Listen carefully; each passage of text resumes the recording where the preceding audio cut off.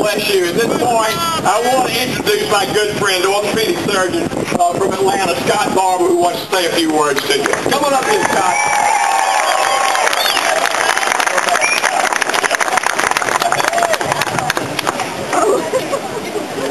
Man, I just cannot believe how many of you turned out today. This is absolutely unbelievable, and Dr. Dingery is going to be a tough act to follow. You'll see I'm not near as good as that. I'm certainly not near as polished. But I can't even get my partners to show up to a meeting on a routine basis. There's only 3 of us, and this is absolutely monumental to get this many doctors away from their practices for a day. To do something as important as save our health care.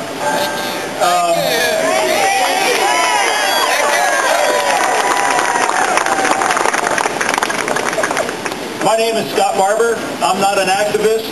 I'm not a public speaker, which will become obvious, and I am not a politician.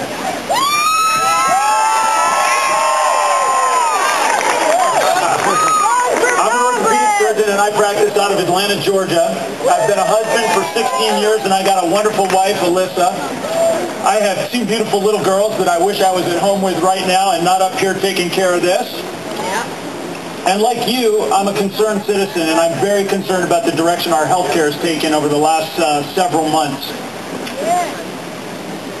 I am absolutely honored to be here with all of the physicians and all the other people who have come out to take the time to let our voices be heard. But before I speak to each of you, I would like to speak directly to somebody else.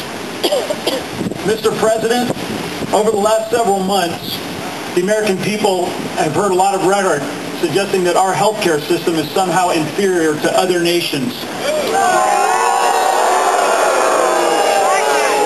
Tales of high infant mortality, tales of routine denial of care, and poor healthcare outcomes than other nations have been commonplace.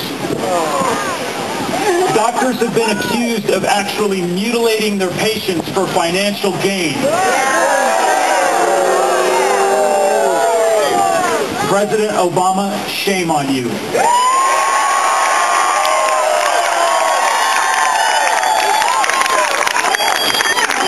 The truth is that we have the greatest healthcare system in the world. We have better outcomes. We have better access to care. We have better technology. Our U.S. hospitals conduct more clinical trials than any other country in the entire world. We do have the greatest healthcare. We do have the greatest technology. We have the most modern equipment. People from all over the world come to the United States to train. People from all corners of the globe come here to receive their medical care. And despite all these facts, we have a very real possibility of having our healthcare system destroyed. Limitations to specialists and possible wait times in emergency rooms. This is our future. Patient care will no longer be between a patient and a doctor, but will be dictated by a very real possibility of having our healthcare system destroyed. Limitations to specialists and possible wait times in emergency rooms. This is our future. Patient care will no longer be between a patient and a doctor, but will be dictated by a faceless, unaccountable bureaucrat in Washington.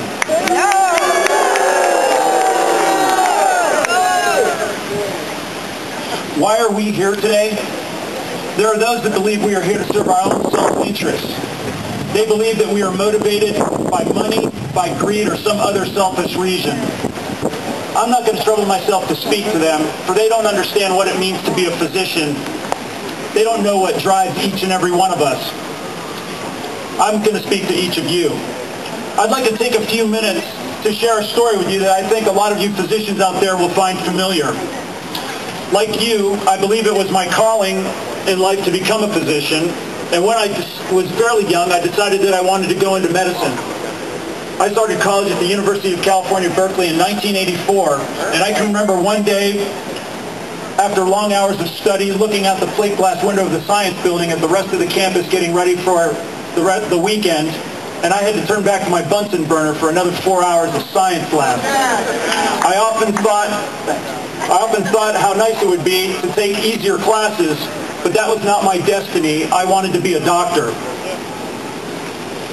As I passed through the years of intensive study, I eventually graduated and was admitted to medical school in 1992. I was so excited to drink from the fountain of knowledge. When I arrived, they stuck a fire hose in my mouth, turned it on, and told me not to spill a drop.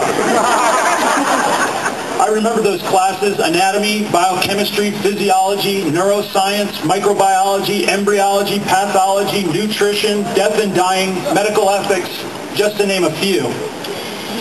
There was so much to learn, so much to understand, and after 2 years of 8 a.m. to 5 p.m. classes, 4 to 8 hours of studying every night, countless hours in the labs, we were ready to pass into the second year.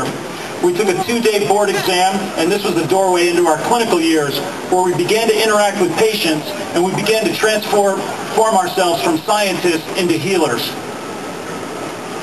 The pace of study remained intense, and I can remember one 3-month period during general surgery when I literally never saw the light of day.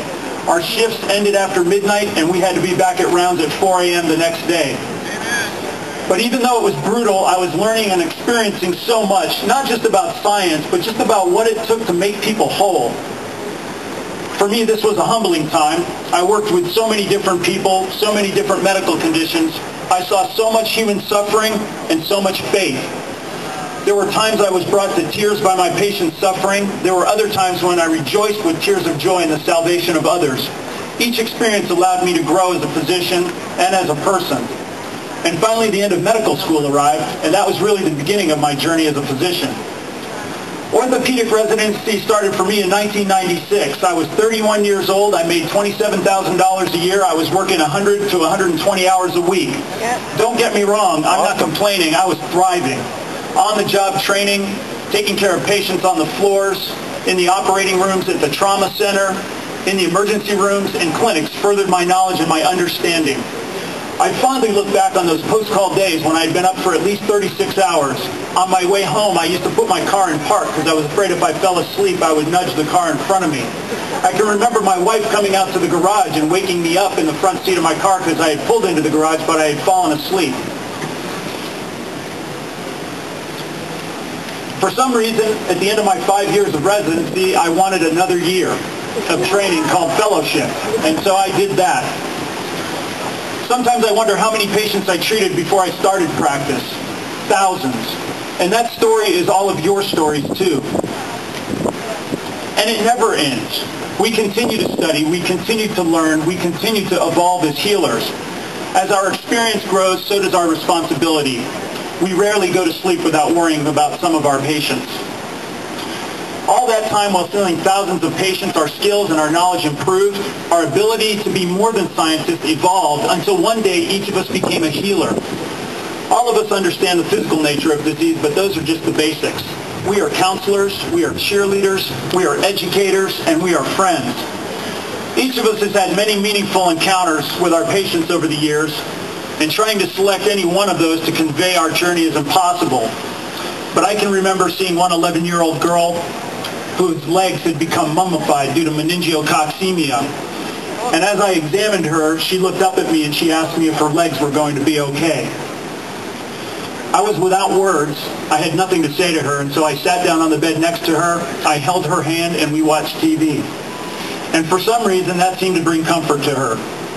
I can recall caring for a 3-year-old boy who had never seen the outside of a hospital. He had short gut syndrome, and even though my partner and I, after an all-night on-call session, were so tired we couldn't see straight, we sat on the floor and we played blocks with him. I can remember one Sunday morning holding a mother who had lost her daughter in a car accident the night before. The sounds of her agony that night will be with me for the rest of my life. And each of us out there has those stories. We have those memories. Being a physician is much more than understanding physiology. It requires an understanding of the human condition. I watched my 20s and 30s disappear while immersed in learning my craft. I accrued $300,000 in debt, and when I finished my training, I was in my mid-30s. I had no savings, no college fund for my children, no 401k, and despite this, I was one of the luckiest people on the